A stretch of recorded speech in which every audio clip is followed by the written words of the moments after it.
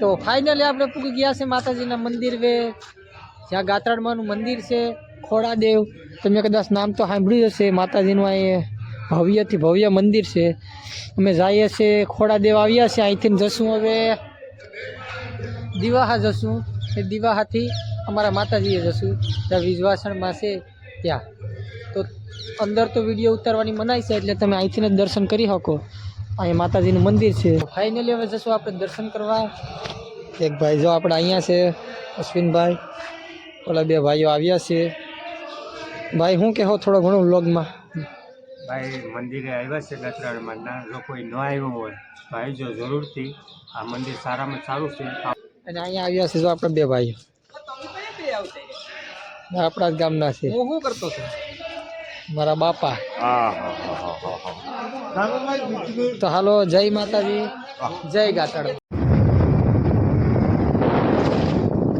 તો ફાઇનલી આપણે પૂકી ગયા છે દિવાસા, જ્યાં દાડમ બાપાના મંદિર. દાડમ બાપા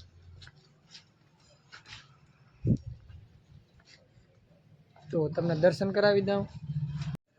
તો આ છે દિવાસાના દાડમ બાપા.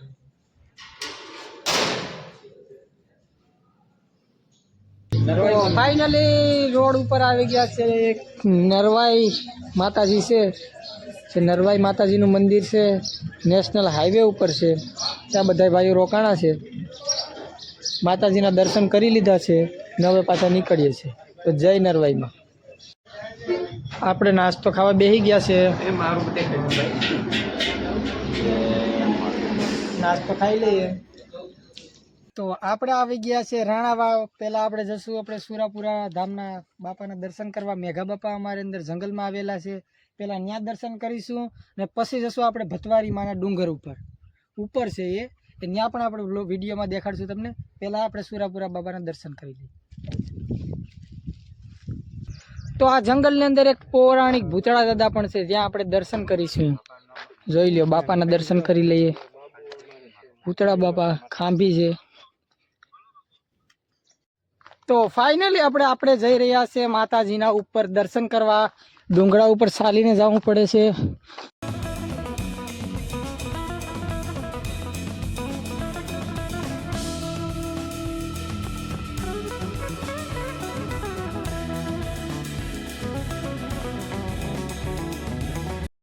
તો હવે ચાલતા ચાલતા થાકી ગયા છે. વૈષ્ણવ ડુંગરા ઉપર થોડો ફોરો ખાઈ લઈએ. આપણે આ સીડી ઉપરથી આવ્યા છે નીચેથી. હવે તો ઘણું બધું ઉપર જવાનું છે. અહીંયા જવાનું છે માતાજીના દર્શન કરવા. એક ભાઈ નીચે રહી ગયા છે.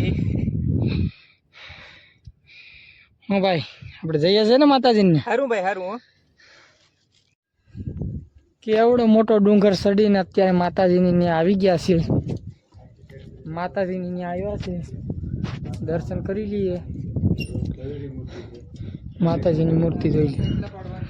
બહુ મોટી મૂર્તિ થઈ ગઈ. 15 ફૂટ ઊંચી હશે. પથ્થરની મૂર્તિ છે. જય વિજવાસણમાં. તો આપણે આવી ગયા છે જાંબુવનની ગુફાએ, જ્યાં માતાજીના દર્શન કરી અને જાંબુવનની ગુફાએ આવી ગયા છે. જ્યાં ગુફામાં ભગવાન શ્રી કૃષ્ણને પણ એમની પુત્રી સાથે, જાંબુવનની પુત્રી સાથે લગ્ન કર્યા હતા. તે અહીંયાથી ટ્રાફિક જાય છે. આ પ્રવેશ દ્વાર. અહીંયા કંઈક એવા રામેશ્વર બાપુ પણનો જ્યાં ઇતિહાસ છે, ત્યાં તમામ વસ્તુમાં ઘડિયાળો ચડાવવામાં આવે છે. ત્યાં ઘડિયાળો જ હોય છે. જ્યાં પાણી પડે ને નલિંગ બની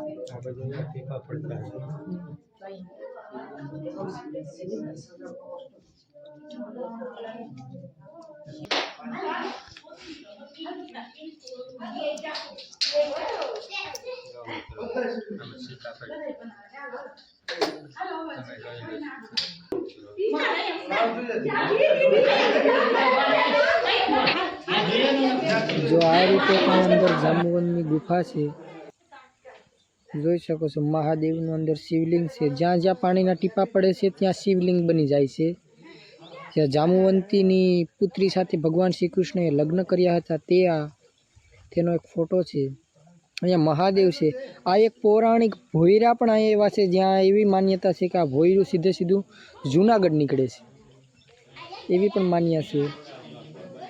આ જાંબુવંતી સાથે લગ્ન કર્યા હતા તેનો ફોટો ભગવાન શ્રી કૃષ્ણનો. તો ફાઇનલી આપણે પૂગ્યા છે શનિદેવનું જન્મસ્થળ આથલા. આથલા ગામમાં શનિદેવનો જન્મ થયો હતો.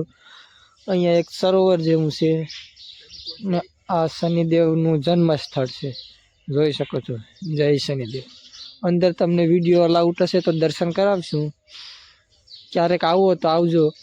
પોરબંદરથી થોડુંક જ દૂર થાય છે, આશરે 15 થી 20 કિલોમીટર શનિદેવનું જન્મસ્થળ. સાપરાને પણ શનિદેવનું જન્મસ્થળ છે. અહીંયા આવું બધી લખેલું છે કે ક્યાંક કુરુક્ષેત્રનું મેં યુદ્ધ થયું હતું ને ત્યારે શનિદેવનું ને ત્યારનું આ બહુ પૌરાણિક છે. તો ફાઇનલી પૂગી ગયા છે આપણે વીર માંગડાવાળાની. જ્યાં સતી પદ્માવતી અને વીર માંગડાવાળાએ ચોપાટ રમી હતી તે આ પૌરાણિક છે. સતી પદ્માવતીનું મંદિર છે માંગડાવાળાનું. અહીંયા પોસ્ટર પણ છે. ચોપાટ રમી હતી તે કદાચ અહીંયા રમી હતી ભાણવડ. અને આ પદ્માવતી